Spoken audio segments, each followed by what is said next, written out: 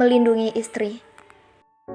Radit mencoba untuk menanggung kesalahan Viola dan melindunginya mati-matian dari semua cecaran Rianti. Walaupun Radit tak sepenuhnya yakin bahwa Rianti percaya terhadap apa yang dikatakan olehnya, tapi Radit tetap berusaha untuk melindungi Viola dan menerima semua kemarahan keluarganya di pundaknya.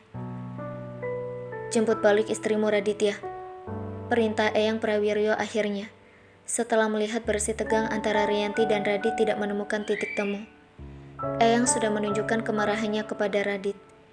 Eyang selalu memanggilnya Le, tapi saat marah, seluruh keluarga Radit akan memanggilnya dengan sebutan Raditya. Saat ini dia sedang bekerja. Apalagi ini Raditya? Kamu menyuruhnya bekerja? Rianti semakin kesal mendengar pernyataan Radit. Aku tidak memberinya uang, sehingga dia harus memenuhi kebutuhannya sendiri.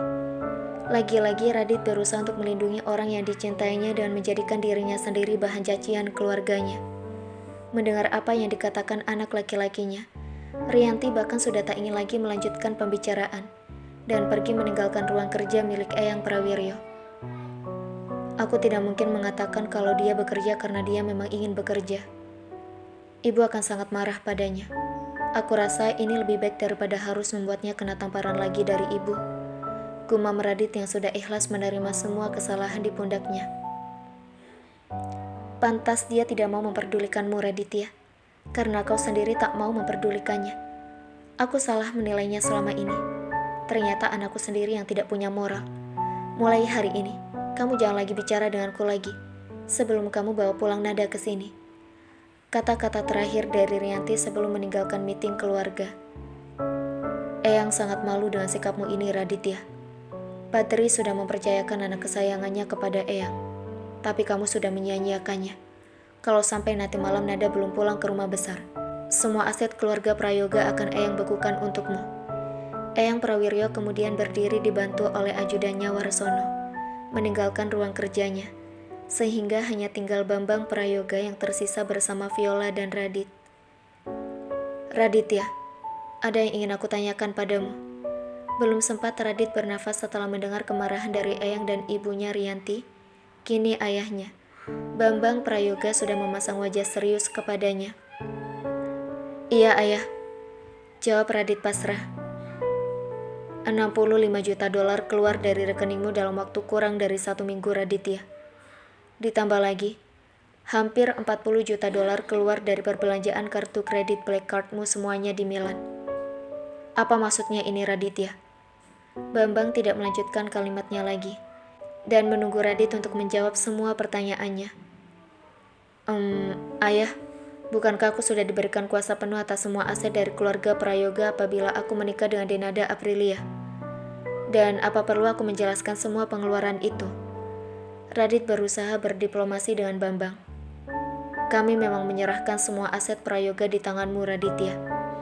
Tapi bukan berarti kau bisa menggunakan uangmu seperti itu. Aku tahu kau tidak akan jatuh miskin dengan mengeluarkan uang sejumlah itu. Tapi bagaimana caramu akan mempertanggungjawabkan semuanya kepada Eyang Prawiryo kalau kau semena-mena seperti ini? Cepat ataupun lambat, dia akan tahu laporan ini. Bambang menggantung kalimatnya sampai di sana dengan tujuan membuat Radit sedikit berpikir. Aku harus menjawab apa sekarang? Aku tidak mungkin mengatakan bahwa aku menggunakan uang sebanyak itu hanya untuk fashion show menolong Viola. Mereka semua dari dulu tidak suka dengan kegiatan Viola yang menggebu-gebu ingin menjadi desainer nomor 1 di dunia. Kalau sekarang aku katakan kepada mereka bahwa uang itu digunakan untuk mendongkrak popularitasnya, aku yakin mereka akan memandang buruk kepada Viola. Tapi apa yang dibelanjakan oleh Viola sampai menghabiskan 40 juta dolar di Milan? Hati Radit mengalami dilema memikirkan bagaimana harus menjawab pertanyaan dari Bambang. Baiklah ayah, aku akan lebih bertanggung jawab dalam menggunakan kekayaan Prayoga. Akhirnya Radit memilih untuk menerima kesalahannya, tanpa menjelaskan apapun kepada Bambang. Baiklah Raditya, kita akan bicarakan ini lain waktu. Sekarang sebaiknya kau segera mencari di mana istrimu sebelum kemarahan ibumu dan eyang akan semakin menjadi-jadi. Bambang memilih untuk memaafkan Radit kali ini, dan kemudian pergi dari ruang kerja, walaupun hatinya masih belum terima dengan penjelasan Radit. Radit akhirnya bisa menyandarkan tulang punggungnya di sandaran sofa setelah Bambang meninggalkan ruangan. Sedikit lega dirasakan oleh Radit setelah persidangan keluarga Prayoga selesai. Sayang, maafkan aku. Sungguh, aku tidak tahu kalau tujuanmu tadi menolongnya untuk menyelamatkan nama baik keluarga Prayoga.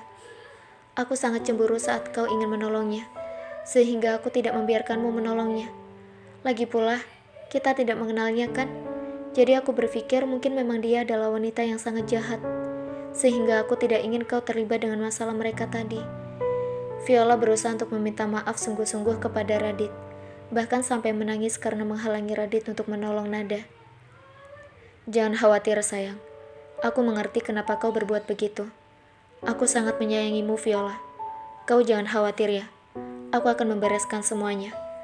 Radit mengecup dahi Viola untuk menenangkan Viola, lalu merangkul tubuh Viola mendekat pada Radit. Aku juga minta maaf, karena aku menggunakan banyak sekali uangmu selama fashion show, sehingga sekarang kau harus mempertanggungjawabkannya kepada keluargamu. Sudahlah, jangan dipikirkan Viola. Ayahku hanya bertanya saja, dan kau lihat sendiri kan? Tadi dia tidak bertanya apa lagi dan semuanya sudah clear. Tenang saja ya, semuanya akan baik-baik saja. Lagi-lagi Radit berusaha untuk menenangkan Viola. Aku tahu ayah tidak akan tinggal diam untuk ini. Mungkin ayah akan meminta orang untuk menyelidiki semua perputaran dana. Tapi aku yakin Viola tidak akan berbuat macam-macam di Milan. Semua pengeluaran itu adalah untuk bisnisnya, dan tidak ada lagi yang perlu aku takutkan. Aku percaya pada Viola. Gumam Radit di dalam hatinya, berusaha untuk menenangkan dirinya sendiri agar tetap bisa berpikir jernih, dan dapat menenangkan Viola yang menurutnya sangat sedih karena keluarganya menyalahkannya. Tidak berhenti di situ. Acara makan malam keluarga Prayoga juga cukup mencekam hari ini.